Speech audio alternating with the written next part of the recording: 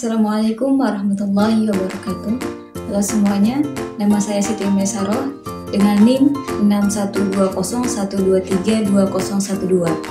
Program Studi Manajemen semester 3, dosen pengampu Muhammad Teguh Setiadi, SEMM, CTMP, CMC, CPGAM, CPLM, CIB.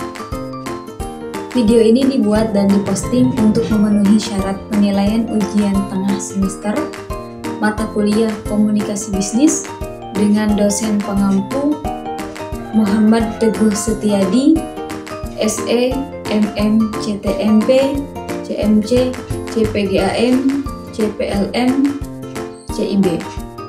Semoga video ini bermanfaat bagi yang menonton. Sekian dan terima kasih.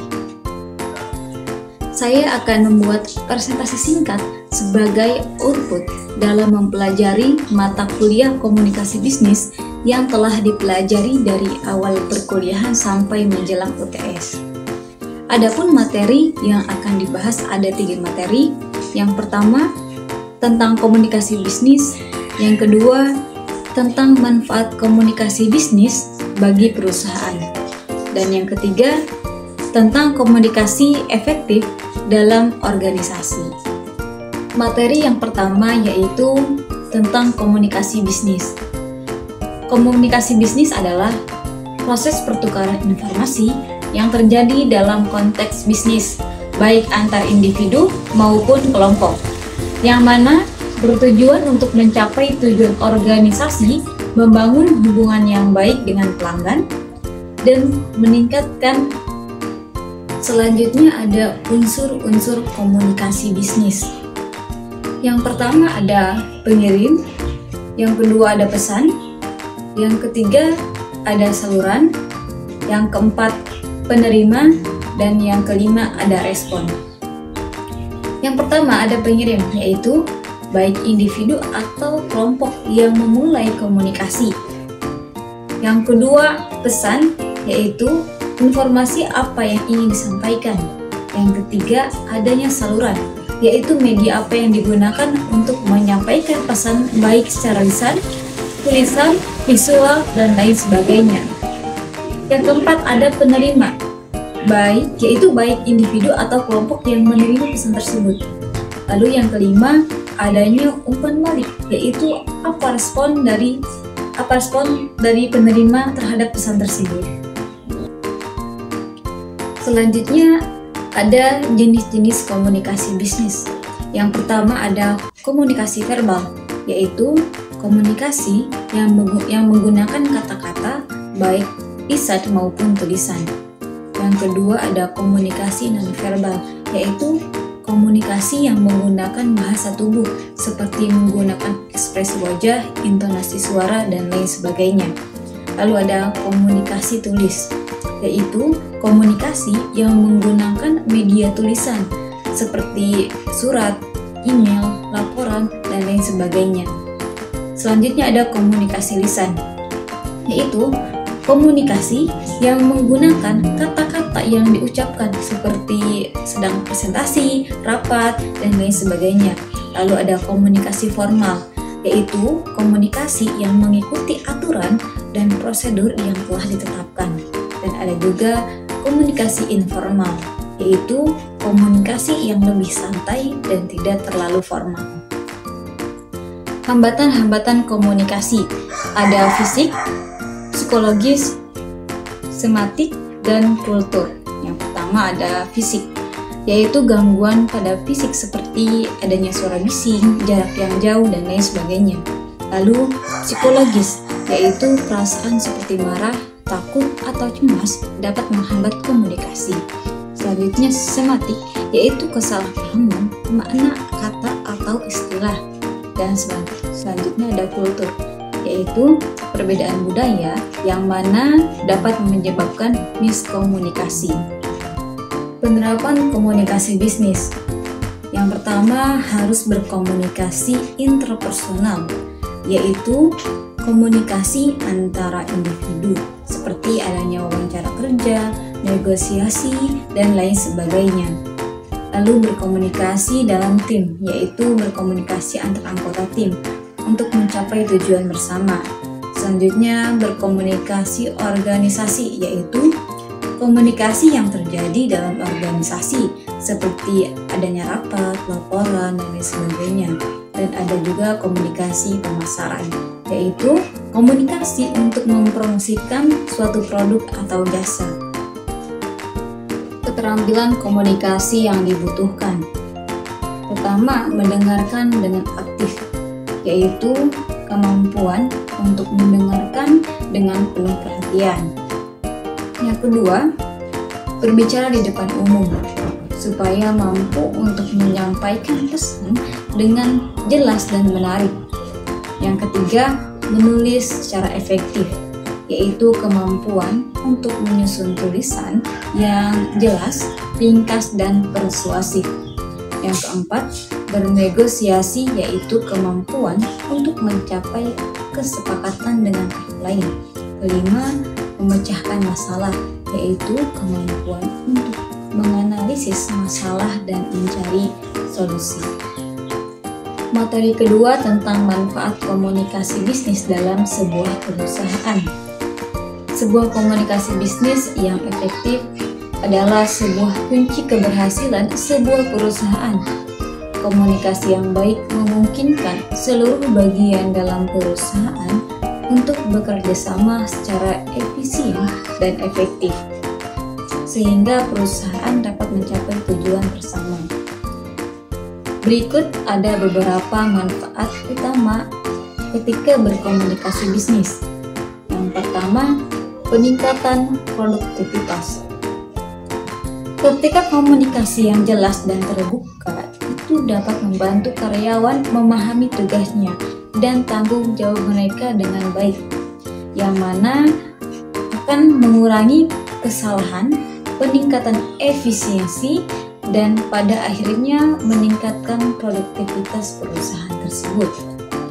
Yang kedua, pengambilan keputusan yang lebih baik, yaitu ketika komunikasi yang efektif memungkinkan informasi mengalir dengan lancar di seluruh organisasi dengan informasi yang lengkap dan akurat. Perusahaan juga dapat membuat suatu keputusan yang lebih baik dan strategis.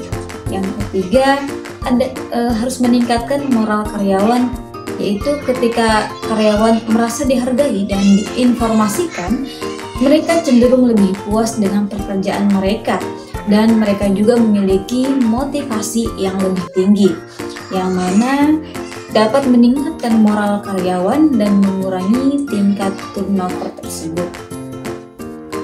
Yang keempat, dapat membangun hubungan yang kuat. Apabila komunikasi yang baik akan membantu membangun hubungan yang kuat antara karyawan, manajer, dan pemangku kepentingan lainnya. Hubungan yang kuat ini sangatlah penting untuk menciptakan lingkungan kerja yang positif dan kolaboratif. Dan yang kelima, meningkatkan reputasi perusahaan. Apabila komunikasi yang efektif dengan pelanggan, mitra bisnis, dan masyarakat luas dapat meningkatkan reputasi perusahaan. Pelanggan yang puas cenderung menjadi pelanggan yang loyal dan merekomendasikan perusahaan kepada orang lain. Yang keenam, mencegah adanya konflik. Ketika komunikasi yang terbuka dan jujur, itu juga dapat membantu mencegah suatu konflik yang tidak perlu. Jika ada masalah, komunikasi yang efektif dapat digunakan untuk menyelesaikannya dengan cepat dan efisien. Yang ketujuh, fleksibilitas dan adaptasi. Dalam lingkungan bisnis yang dinamis, komunikasi efektif memungkinkan perusahaan untuk beradaptasi dengan perubahan secara cepat. Informasi dapat dibagikan dengan cepat dan keputusan dapat diambil dengan cepat. Secara spesifik, komunikasi bisnis yang efektif itu dapat bermanfaat dalam berbagai aspek, seperti adanya perencanaan. Komunikasi yang baik memastikan bahwa orang memahami tujuan dan strategi perusahaan tersebut. Lalu, pengelolaan proyek di mana komunikasi yang efektif memastikan bahwa proyek berjalan sesuai jadwal dan anggaran. Lalu adanya pemecahan masalah. Komunikasi yang terbuka membantu mengidentifikasi dan menyelesaikan masalah dengan cepat. Lalu adanya pemasaran. Komunikasi yang efektif membantu menyampaikan pesan pemasaran kepada target audiensnya. Lalu adanya hubungan pelanggan. Yang ketiga, mengenai materi komunikasi efektif dalam sebuah organisasi. Komunikasi efektif adalah tulang punggung setiap organisasi yang sukses, yang mana ini melibatkan pertukaran informasi yang jelas, akurat, dan tepat waktu antara semua anggota dan organisasi. Baik itu atasan, bawahan, atau rekan kerja. Komunikasi yang baik menciptakan lingkungan kerja yang positif, meningkatkan produktivitas, dan membantu mencapai tujuan organisasi. Mengapa komunikasi efektif sangatlah penting dalam sebuah organisasi? Yang pertama, untuk meningkatkan produktivitas. Komunikasi yang jelas dan terbuka memungkinkan karyawan memahami tugas dan tanggung jawab mereka dengan baik, yang mana ini akan mengurangi kesalahan, meningkatkan efisiensi, dan pada akhirnya meningkatkan produktivitas. Yang kedua, pengambilan keputusan yang lebih baik. Komunikasi yang efektif memungkinkan informasi mengalir dengan lancar di seluruh organisasi. Dengan informasi yang lengkap dan akurat, perusahaan dapat membuat keputusan yang lebih baik dan strategis. Yang ketiga, meningkatkan moral karyawan. Ketika karyawan merasa dihargai dan diinformasikan, mereka akan cenderung lebih puas dengan pekerjaan mereka dan memiliki motivasi yang lebih tinggi. Hal ini dapat meningkatkan moral karyawan dan mengurangi tingkat turnover. Yang keempat, membangun hubungan yang lebih kuat. Komunikasi yang baik membantu membangun hubungan yang kuat antara karyawan, manajer, dan pemangku kepentingan lainnya. Hubungan yang kuat ini sangatlah penting untuk menciptakan lingkungan kerja yang positif dan kolaboratif. Yang kelima, meningkatkan reputasi perusahaan. Komunikasi yang efektif dengan pelanggan, mitra bisnis, dan masyarakat luas itu dapat meningkatkan reputasi sebuah perusahaan.